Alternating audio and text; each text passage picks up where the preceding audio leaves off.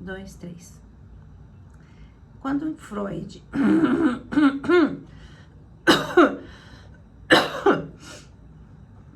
dois, três. E vamos lá para o nosso segundo dia, agora dos 21º dia dessa oficina sistêmica, falando sobre relacionamentos. Muito importante, e um dos objetivos aqui desses nossos encontros, é fazer com que a gente possa identificar, para que a gente possa evitar tomar conhecimento de como lidar com esses relacionamentos, tanto na nossa vida, quanto na vida dos filhos, dos netos, e aí a gente vai melhorando a nossa prole. A intenção é melhorar. Como é que eu melhoro o meu sistema? Só melhoro o meu sistema quando eu tenho consciência daquilo que não estava bem, daquilo que não foi feito muito corretamente e que eu posso então corrigir. Então, quando Freud, lá em 1800 e pouco, falou que as crianças também tinham sexualidade, foi um escândalo, né? E um homem de muita coragem, realmente, para falar e ser mal interpretado e continuar ali, porque imagina, se hoje a gente fala alguma coisa, já é do jeito que é, imagina lá falar sobre sexualidade, né? E ainda nas crianças, que o pai queria ficar com a filha queria ficar com o pai, e que confusão danada foi que ele fez na vida de todo mundo. Mas é bem interessante para que a gente saiba, para que a gente possa olhar mais ou menos como foi a nossa infância e poder corrigir ali agora e também fazer diferente com as nossas crianças. Então, a teoria, né, de Freud, as fases psicossociais dele foram muito bem divididas. Eu vou falar rapidamente aqui com vocês sobre elas.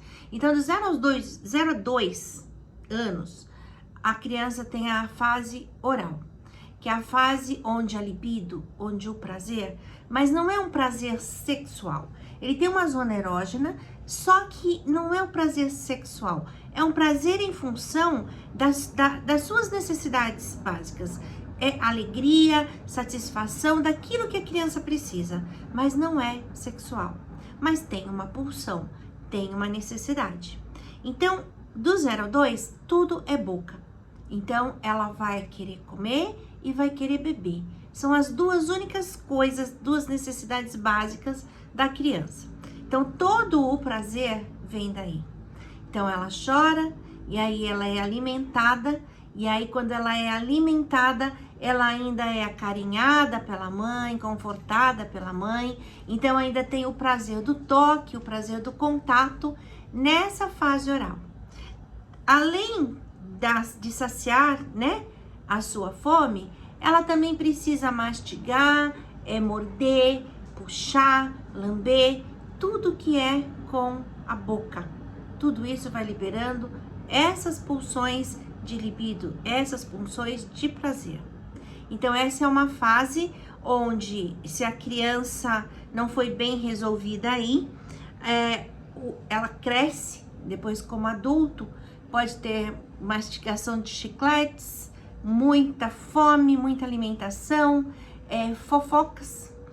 Pode ser que não seja muita fome, mas a pessoa não quer comer. Tem outros distúrbios alimentares, como a bulimia, por exemplo. Mas não que ela...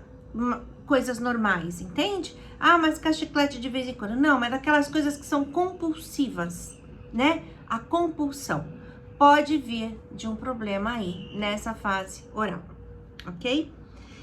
Depois disso, vem a fase anal, que é uma fase de conflito muito grande, porque é a fase onde a criança vai ter que controlar os músculos do ânus, os esfíncteres, e também da bexiga. E ela começa a perceber que algo vai sair ali de dentro dela, algo que ela produz está saindo. Alguns estudiosos dizem que é o nosso primeiro material, que é a nossa primeira arte. Então, às vezes o pai fala, credo, que coisa nojenta, que cheiro ruim. E a criança já fica, poxa, era minha primeira obra de arte e já chegou no mundo assim. Então, mas de verdade é um conflito, porque ela tem que fazer as necessidades dela. Então, aí agora a libido já é de se aliviar, né? fazer o cocô no lugar certo, mas ela também tem que saber onde e que horas fazer. Então ela tem que aprender a ter controle. E aí ela percebe que o alívio é bom, e se ela faz no lugar certo, ela é aplaudida. E ao contrário, se ela faz em lugar errado, ela é repreendida. E aí, mesmo que ela consiga equilibrar fazendo no lugar certo, né? Se aliviando, não é um material bom, é um material que as pessoas têm nojo, reclamam, tem que ser feito escondido. Então, é o primeiro confronto do ser humano com a sociedade. Como se comportar. É a primeira imposição, a primeira máscara que a gente coloca. Como se comportar diante da sociedade. Então, o que ela entender nesse meio do caminho vai trazer algumas limitações para ela depois, tá? Na fase adulta. Normalmente as pessoas que têm extrema rigidez de controle, rigidez de perfeição, são pessoas que tiveram problemas nessa fase aí, ok? Então esse é mais um conflito que vem da boca. Depois, o que nós temos aqui é a fase fálica. É a fase que vai a anal vai dos 2 aos 4 e a fálica vai do 4 aos 6, menino e 7, menina. O que é aí? É a fase onde se descobre os órgãos sexuais. É a fase onde o menino já começa a mexer no pipi, a menina já começa a mexer também nos órgãos sexuais dela, e começam a ver a diferença. Essa é a fase que a gente fala da castração. Então, é nessa fase que entra muito fortemente aí o complexo de Édipo, que é a diferença entre o menino e a menina, que eles percebem, né, que o menino tem o pênis, a menina não tem.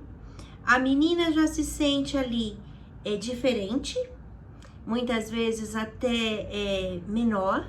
Por que ela não tem, né? Mas vamos falar do menino primeiro. E o menino começa, é a fase que a criança começa a ter ciúmes da relação dos pais. Fica no meio, quer separar o pai da mãe, né? E essa fase é exatamente que a gente chama de complexo de Édipo, aí no caso dos meninos. Não vou entrar em detalhes aqui no complexo de Édipo, mas era uma tragédia, né? Que Freud assistiu e que viu que tinha a ver com a história humana, né? Onde Édipo era uma criança que nasceu lá com uma... Como é que eu posso falar? Com uma maldição. E essa maldição foi dita para o pai dele de que ele mataria o pai e se casaria com a mãe.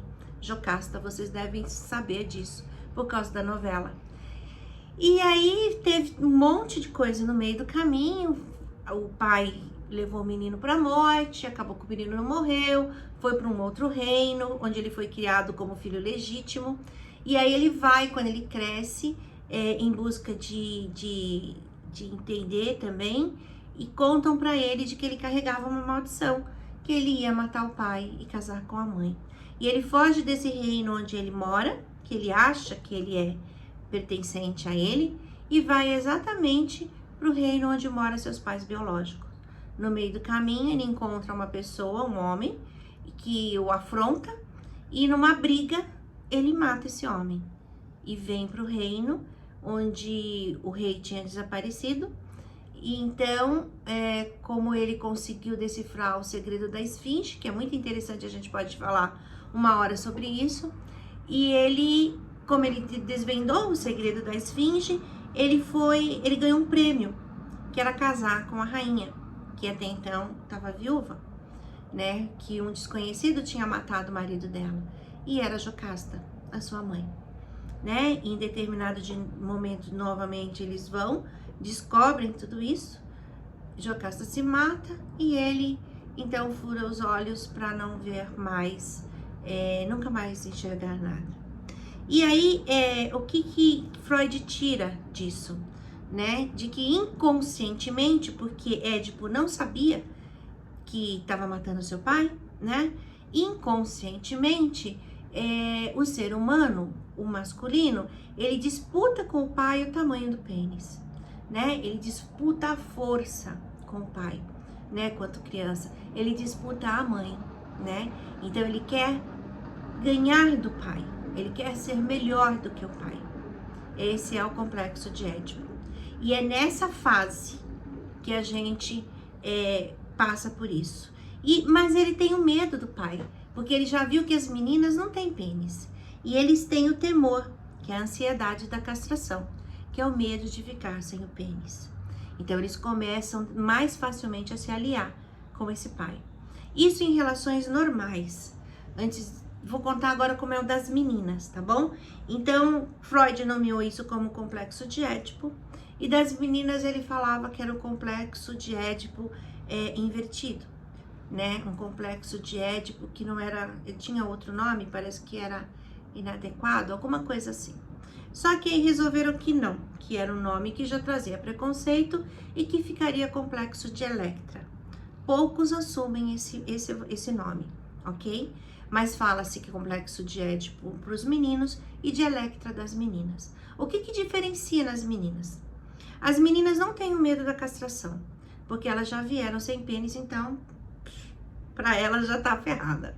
Só que ela não se conforma e ela culpa a mãe por ter castrado, né? Por ter vindo sem o pênis, que biologicamente, provavelmente, traz essa coisa de menor, de menos. Só que a gente vê que na psique humana não é o sexo em si, mas é a potência, é a grandeza, é a segurança, é a força que esse órgão traz. Então, a menina já tem esse confronto com a mãe. E aí ela vê que só tem um jeito dela ter um pênis para ela, é ficando com o pai. E inconscientemente essa menina vai duelar com essa mãe. Então o menino, ele compete com o pai. E a menina, ela quer substituir a mãe. E isso a gente percebe, as mulheres têm muito mais dificuldades com suas mães do que os meninos com seus pais. E é assim que ele molda, que é dos 5 aos 7 anos. Agora, como é que funciona pra gente resolver essa parada? Como é que a gente faz a castração correta, né? Como é que a gente dá esse corte na criança e traz ela pra realidade? Primeiro, aí a gente entra com a constelação familiar. Bert Helling diz, primeiro vem o casal, depois vem os filhos. Quem chegou antes numa relação? O marido e a mulher. Conforme eles têm amor, respeito, companheirismo, eles não vão se separar e colocar esses filhos no meio do caminho. Eles vão se amar e com esse amor eles colocam o filho no lugar. Amor, quando o filho quer, né, ficar no meio da cama ou quer ficar no colo da mãe, ele vai dizer, olha, meu amor, você vai crescer e você vai ter uma mulher só pra você. Ela é a mamãe, a minha esposa, a sua mãe. Entende? E mesma coisa com as meninas. A mãe vai falar pra filha, filha, você vai crescer e vai ter o seu marido. Ele é seu pai, marido da mamãe. E aí também o adulto fazer o seguinte, filha, né, o pai, eu amo a sua mãe e você é linda como a sua mãe. Tudo que tem que é da sua mãe, eu amo também. Mas dá enfoque na mãe. E o pai é a mesma coisa. E o que acontece nas relações hoje? A mulher não pode ver a cara do marido. E aí, o que ela faz? Pega o filho e bota no lugar do marido. Acolhe essa ideia que tem no inconsciente da criança e coloca ele ali, imaginariamente, ele fica como o marido. Ele toma o lugar do pai. E a menina, a mesma coisa. A mãe não quer ver o pai, não quer saber, não consegue fazer o seu papel de esposa e fica, fala lá pro seu pai. Ah, você é a queridinha do papai mesmo? Fala lá com ele. Vocês se entendem, se virem. E aí, essa menina sai do seu lugar e vai ser a filhinha do papai, que Bert Helling fala. Então, Freud já falava isso, outros autores falam também, e Bert vem explicando também dessa forma. O que é uma coisa biológica também tem uma explicação lá na constelação familiar. Depois de passada essa fase, vem uma dos 7 aos 12 anos, que é uma fase assim, ela é neutra, tá? Ela não tem, como é que diz? É como se, é uma fase de latência. É como se a criança esquecesse essa parte sexual, baixa a libido e ela vai para a escola, tem amizades, são os amigos, são as distrações com jogos. Hoje as coisas mudaram um pouco mais, mas ela não tá ligada no sexual. A menina normalmente não gosta do menino, o menino tem vergonha da menina, e são as panelinhas, né, que se juntam aí. E aí depois dos 12 anos vem a fase genital, que é onde volta toda a libido, já se começa a namorar, aí o sexo, a libido vira sexual, vira desejo sexual, os corpos já estão formados, e aí o que acontece? Na fase de complexo de Édipo, lá na fase na fálica, toda essa dor de não gostar do pai, de competir com o pai, de querer que a mãe morra, de não querer ver a mãe da criança é muito dolorosa. É uma fase de pensamentos obscuros, de raiva, de inveja, de ciúmes, e é muito doloroso. Quando existe algo muito doloroso, nosso inconsciente esconde, né? Então ele fica lá recalcado. É isso que a gente fala. Sabe aquela pessoa que fala, ah, aquela ali é recalcada? É recalcada por quê? Porque algum sentimento está escondido para que não provoque dor. Só que esse recalque volta agora com força. E aí é que a gente percebe o dano que foi feito. Que não houve talvez a castração correta e que essa criança ficou entendendo o que ela conseguiu diante de toda essa fase que ela passou. E aí ficam as filhinhas do papai, os filhinhos da mamãe, homens fracos que não tomaram o pai, mulheres que não conseguem se relacionar porque não existe homem melhor do que o pai e que julga muito a sua mãe. Então não tem a doçura, não tem a sabedoria feminina. Então essas são as fases. E isso é bem importante a gente saber para a gente fazer a nossa autoanálise, que é essa intenção. Eu me analisar, escuta, qual a fase que eu fiquei parada? O que será que aconteceu? Só que tem um parênteses, sem julgamento. Sem julgar. Porque tem famílias de todos os jeitos e tá tudo bem, era o que se conseguia fazer. Tem famílias que todo mundo anda pelado pela casa, tem outras que nunca ninguém se viu, tem famílias mais reservadas, tem famílias que o pai é mais aberto, que a mãe é mais aberta, sem julgamento. Só vai buscando aquilo que você entende. E é sem julgamento.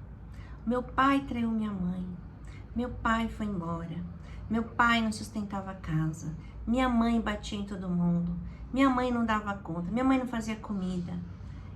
Isso é deles, é deles, é o relacionamento deles. Se o pai e a mãe aceitou, é deles. Não traga isso para você. O que você vai pegar para você? A sua vida. Que do jeito que foi possível para eles, chegou até você. É só isso, nada mais.